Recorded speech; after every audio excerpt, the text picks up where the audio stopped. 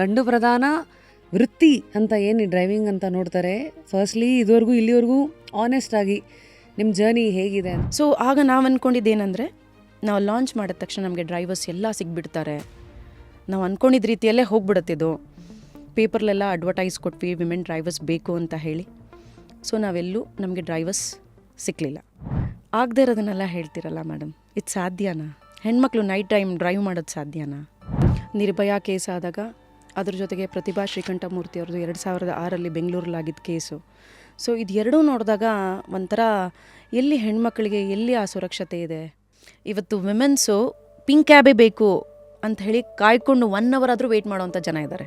ಯಾರು 4 years complete ನಮ್ಮ ಜೊತೆ ಇರ್ತಾರೋ ಅವರಿಗೆ ಆ ಗಾಡಿ ಓನಪ್ ಆಗುತ್ತೆ. ಒಂದು ಹೆಣ್ಮಗು, ಹಳ್ಳಿ ಹೆಣ್ಮಗು, ಆಕೆ ಅಬಲಾಶ್ರಮದಲ್ಲಿದ್ದಾಗ ಆಕೆನ ಕರ್ಕೊಂಬಂದು ಕೂರಿಸಿ ಟ್ರೈನಿಂಗ್ ಕೊಟ್ಟಾಗ ಆಕೆ ಒಂದೇ ವರ್ಷದಲ್ಲಿ ತನ್ನ EMIನ ಕಳೆದು 5,75,000 ಅರ್ನ್ ಮಾಡಿ ತೋರಿಸ್ತಾಳೆ. ವಾವ್. ನಾವು ಎಷ್ಟೋ ಸತಿ ಬೀಳ್ತೀವಿ, ಅದನ್ನು ಸೋಲು ಅಂತ ಅಂದ್ಕೊಂಡ್ಬಿಡ್ತೀವಿ. ನಮ್ಮ ಆ್ಯಕ್ಷನ್ಸ್ ಅಷ್ಟೇ ಸೋತಿರುತ್ತಲ್ಲಿ, ನಾವಲ್ಲ. ಹೆಣ್ಮಕ್ಳೇ ಸ್ಟ್ರಾಂಗು ಗುರು. ಫುಲ್ ವಿಡಿಯೋನ ನೋಡಿ ಆನ್ ರ್ಯಾಪಿಡ್ ರಾಶ್ಮೀಸ್ ಯೂಟ್ಯೂಬ್ ಚಾನಲ್.